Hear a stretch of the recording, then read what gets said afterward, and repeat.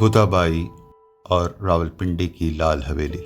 آج یوں ہی اسلام آباد میں اپنے گھر کے ٹیرس پر بیٹھے بیٹھے مجھے راولپنڈی میں دھن راج سہگل اور بدھا بائی کی سہگل حویلی یاد آ گئی، جسے اب دنیا لال حویلی کے نام سے جانتی ہے۔ یہی اپریل کا مہینہ تھا اور ایسی ہلکی ہلکی بارش ہو رہی تھی جب میں نے سہگل حویلی کو پہلی بار دیکھا اور اس کے ساتھ جڑی ہوئی بدھا بائی کی کہانی سے آشنا ہوا تھا۔ یہ محبت کی ایک انوکھی کہانی تھی جس کا ایک کردار دھن راج سہگل تھا۔ دھن راج کا تعلق پوٹھوہار کے شہر جیلم سے تھا۔ اس کے خاندان کا شمار خوشحال گھرانوں میں ہوتا تھا۔ دھن راج نے قانون کی تعلیم حاصل کی اور بیرسٹر بن گیا۔ یہ قیام پاکستان سے پہلے کا ذکر ہے، جب ایک بیرسٹر کا معاشرے میں اعلیٰ مقام ہوتا تھا۔ اس زمانے میں امیروں کی شادیاں بھی بڑے پیمانے پر ہوتی تھیں۔ ایک روز دھن راج کو ایک ایسی شادی میں شرکت کی دعوت ملی۔ شادی کی یہ تقریب سیالکوٹ میں تھی اور بیرسٹر دھن راج کو اس میں شرکت کی تاکید کی گئی تھی۔ دھن راج جب شادی میں شرکت کے لیے سیالکوٹ جا رہا تھا تو اس کے وہم و گمان میں بھی نہیں تھا کہ یہ سفر اس کی ساری زندگی کا رخ موڑ دے گا۔ تقریب میں خوب رونق تھی۔ گانے اور رقص کی محفل کا خصوصی اہتمام کیا گیا تھا۔ یہ اس زمانے میں امراء کی شادیوں میں معمول کی بات تھی۔ دھن راج نے ایسی کئی تقریبات میں پہلے بھی شرکت کی تھی، لیکن آج کی محفل کچھ مختلف تھی۔ ایک رقاصہ آئی اور جب اس نے رقص شروع کیا تو دھن راج کو یوں لگا اس کے ارد گرد کی ساری چیزیں رقص میں آ گئی ہیں۔ اس کا چہرہ، اس کی آنکھیں، اس کے رقص کے سارے انداز۔ دھن راج کو ایسا محسوس ہوا کہ وہ عالم خواب میں ہے۔ وہ دعا کرنے لگا کہ خواب کبھی ختم نہ ہو۔ پھر اچانک رقص ختم ہو گیا۔ لوگ اٹھنے لگے، لیکن دھن راج اپنے ہوش و حواس گم کر چکا تھا۔ اس نے کسی سے رقاصہ کا نام پوچھا تو اسے بتایا گیا کہ اس کا نام بدھا بائی ہے۔ دھن راج نے وہیں بیٹھے بیٹھے اپنی زندگی کا بڑا فیصلہ کر لیا کہ وہ بدھا بائی کو اپنی زندگی کا حصہ بنائے گا۔ وہ بدھا کو لے کر راولپنڈی آ گیا۔ محبت اور پیار کا اظہار راولپنڈی کے بوہڑ بازار میں ایک خوبصورت حویلی کی شکل میں ہوا۔ یہ دھن راج کا تاج محل تھا جو اس نے اپنی بدھا بائی کے لیے تعمیر کرایا تھا۔ حویلی کا نام سہگل حویلی رکھا گیا۔ یہ اس زمانے میں راولپنڈی کی ایک منفرد عمارت تھی جس کی تعمیر میں حسن بھی تھا اور شکوہ بھی، جس میں مینار بھی تھے اور دریچے اور جھروکے بھی۔ اس کے اندر ایک بارادری بھی تعمیر کی گئی تھی۔ دروازوں، کھڑکیوں اور جھروکوں پر کشمیری نقش نگاری کا اہتمام کیا گیا تھا۔ ہر چیز میں محبت جیسے مجسم ہو گئی تھی۔ دھن راج اور بدھا بائی حویلی کے اوپر والے حصے میں رہنے لگے۔ بدھا بائی کے رقص کے شوق کو سامنے رکھتے ہوئے حویلی میں رقص کے لیے ایک کمرہ تعمیر کیا گیا تھا۔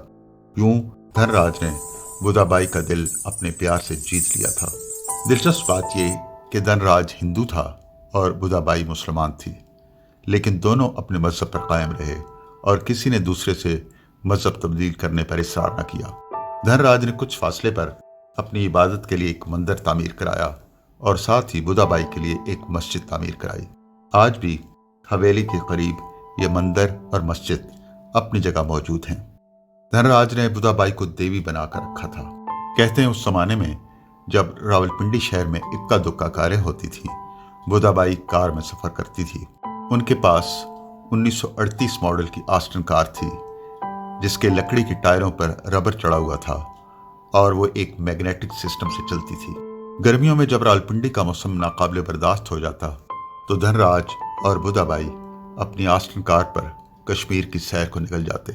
دن رات ہنسی خوشی گزر رہے تھے کہ پھر کہانی میں ایک موڑ آ گیا اور سب کچھ بدل گیا۔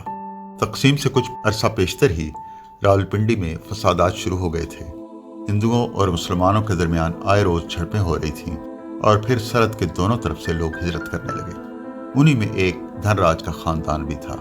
دھن راج جس نے بدھا بائی کے ساتھ ساری عمر بتانے کا خواب دیکھا تھا، اب اس سے علیحدہ ہونے پر مجبور ہو گیا تھا۔ قیام پاکستان کے بعد جائیدادوں کے کیس عدالتوں میں جانے لگے۔ سہگل حویلی کا کیس بھی عدالت میں آ گیا۔ جج نے بدھا بائی کو مخاطب کرتے ہوئے کہا، اگر تم یہ ڈکلیئر کر دو کہ تم ہندو ہو تو یہ حویلی تمہاری ملکیت ہو سکتی ہے۔ یہ ایک اہم مرحلہ تھا۔ ایک ہاں उसे मुआशी तौर पर मुस्तहकम कर सकती थी, लेकिन वो बुदा थी। उसने जज की आंखों में देखते हुए वो जुमला कहा जो हमेशा जिंदा रहेगा। बुदा का अपने और धनराज के बारे में कहना था, we shared everything except religion. अदालत 2 बार एडजर्न हुई। ऐसा लगता था जज बुदा को अपनी राय पर नजरसानी का मौका देना चाहता है, लेकिन वो अपने मौक़िफ़ पर कायम रही। जज ने हवेली इवैक्यूएट ट्रस्ट की मलकियत में दे दी और इंसानी हमदर्दी के तहत हवेली के 2-3 कमरे बुदा को रहने के लिए दे दिए। धनराज के जाने के बाद हालात ने तेजी से पलटा खाया। बुदाबाई की जिंदगी बुझ कर रह गई। वो अक्सर हवेली के झरोके में बैठती और चाय के साथ अपने पसंदीदा ब्रांड के सिगरेट पीती रहती। अब वो अपने भाई के हमरा हवेली में रह रही थी। उसके पास आमदनी का कोई जरिया नहीं था, लेकिन लोगों में यह तासुर था कि बुदाबाई के पास बहुत सी दौलत है जो उसने हवेली में छुपाई हुई है। एक रोज चोर हवेली में आए और कुछ न पाकर बुदा के भाई को कत्ल करके चले गए। हवेली के सामने रहने वाले उनके पड़ोसी ने बताया कि रात के 2:30 बजे का वक्त होगा कि बुदाबाई के चीखने की आवाज आई। वो चीखते हुए उन्हें बुला रही थी, चौधरी साहब, चौधरी साहब।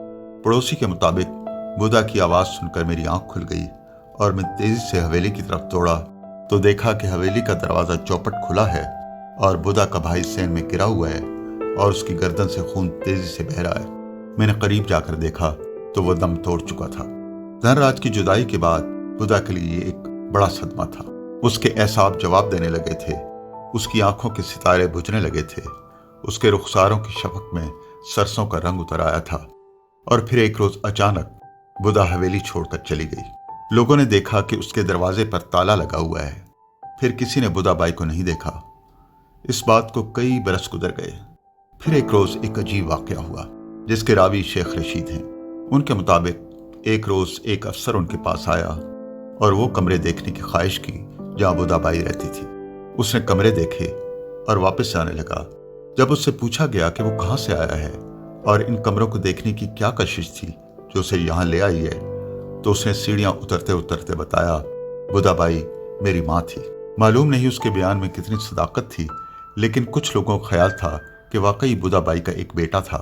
अब बुदाबाई की हवेली, जो कभी रावलपिंडी की सैगल हवेली थी, शेख रशीद की लाल हवेली में तब्दील हो गई है, जहाँ दिन भर सियासी लोगों और ज़रूरतमंदों का हजूम रहता है।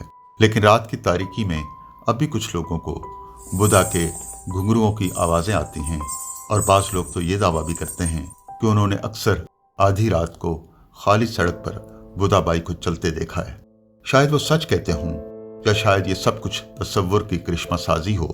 आज यूं ही इस्लामाबाद में अपने घर के टेरेस पर बैठे बैठे मुझे धनराज सहगल और बुदाबाई की सहगल हवेली याद आ गई, जिसे अब दुनिया लाल हवेली के नाम से जानती है। यही अप्रैल का महीना था और ऐसी हल्की हल्की बारिश हो रही थी जब मैंने सहगल हवेली को पहली बार देखा था और उसके साथ जुड़ी हुई बुदाबाई की कहानी से आशना हुआ था।